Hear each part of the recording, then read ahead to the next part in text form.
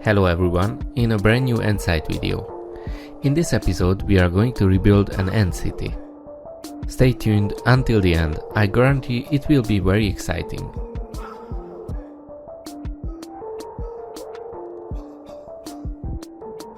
What you see here is an old formicarium which used to be home of a thriving colony of weaver ants. You could have seen this colony in some previous videos or even personally on some terroristic exhibitions. The colony lived in this formicarium for roughly 2.5 years. The goal is therefore to populate this formicarium again and for the public to come once again observe a beautiful ant community. But since such an opportunity has already arisen to renew the entire system, why not develop the ants' home a little to make it even more spectacular? You know that I have a lot of creativity, so I came up with a cylindrical shape instead of the previous square one. This is more elegant and even more spectacular. Then I reconsidered it once more. If the weaver ants can get an own tower, then why not get an entire city instead? This is how the idea of building the ant city came from. The formicarium built up from 3 different towers with 3 corridors between them. At the top of the towers there are anti-escape edges and latticed opening covers. There are 2 more meshes on the sides for better ventilation. There are many corpses laying on the floor of the old formicarium. In some places there are even unhatched pupae. The largest cylinder is designed for the size of the old bonsai tree.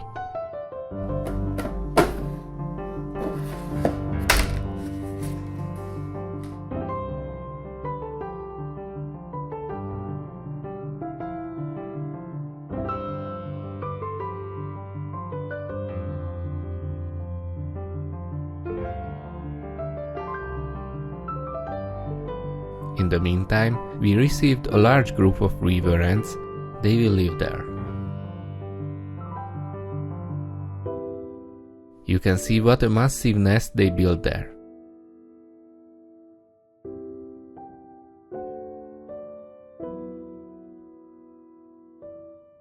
The arena on the left has been completely built in with their nest, and there are many workers in the arena on the right.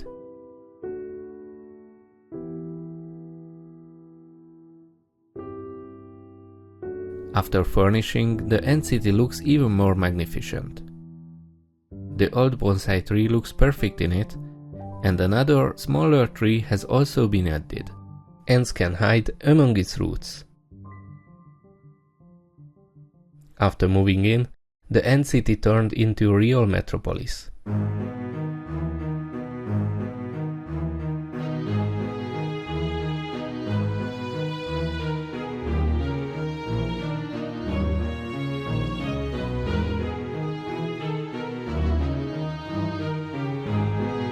Each worker diligently performs her own task. Some build a new home, while others scatter the trash from the old nest. And on busy routes, everyone is in a hurry to do their own thing. After moving in, the ants immediately occupied the former nest on the top of the tree and started throwing out the old pupae and garbage from it.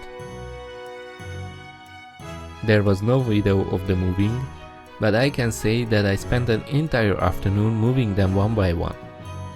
It wasn't very exciting, you can believe. Now let's take a look at the freshly built nest. One day after moving in, the rest of the colony gathered spectacularly among the roots of the other tree. Here I already guessed what they were planning, and soon the first threads appeared. The ants started weaving their new nest. They kept their larvae in their mandibles and worked diligently on the construction, already making great progress on the first day.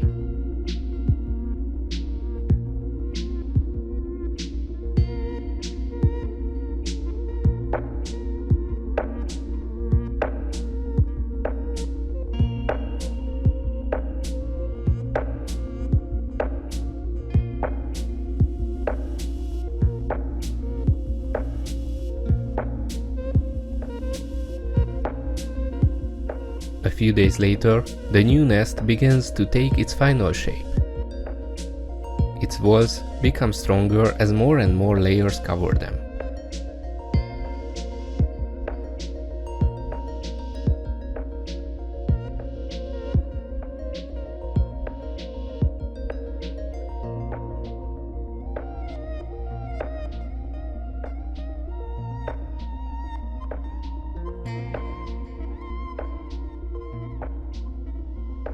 They used every kind of building material.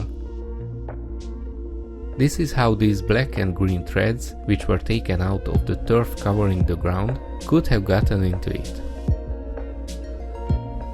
In the meantime, they also started to renovate the old nest at the top of the tree. They repaired the entrances and began to connect the back of the nest to the cylinder. The lighter colored fresh waves are clearly visible where they were added. Through the side of the arena, we can still see inside the nest, where quite a few workers and larvae are working. Those ants that aren't working at the moment stand guard at the most important strategic points in a characteristic position.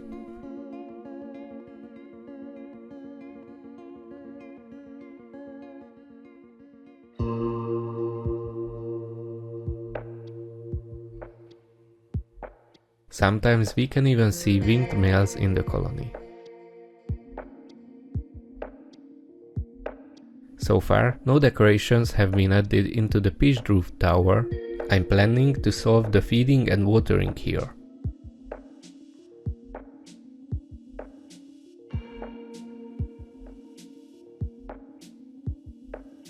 Here I placed a test tube with full of water, which they enthusiastically began to use.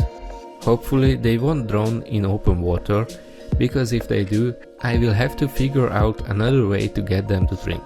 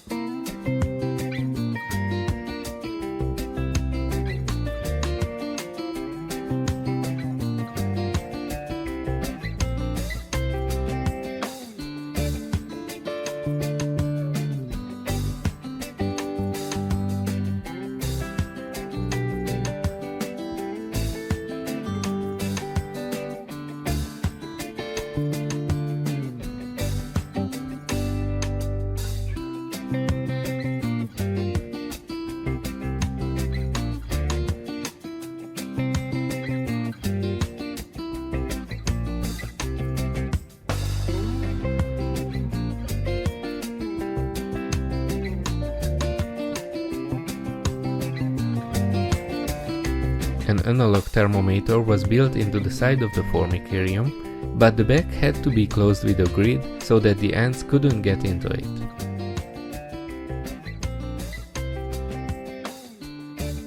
In some places, where the ants feel the airflow, they try to explore new areas. Therefore, they often stick their antennae through the nets to survey the terrain on the other side. Others are standing ready at the only door that doesn't have an escape prevent layer around it. But don't worry, I won't open this door. I've noticed that when they are hungry or thirsty, part of the colony will come out and roam around their territory. Of course, their activity also depends on the light and the temperature. In cooler temperature, the colony tends to retreat. And it seems as if they are striving towards the light. I think it might be an escape instinct.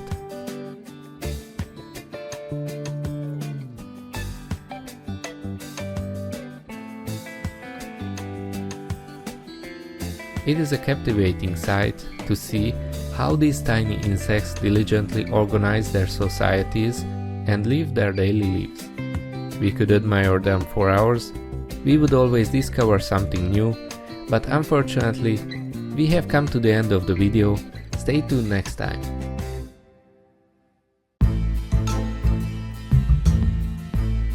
Don't forget to like, subscribe and hit the bell icon to get notifications for our new videos.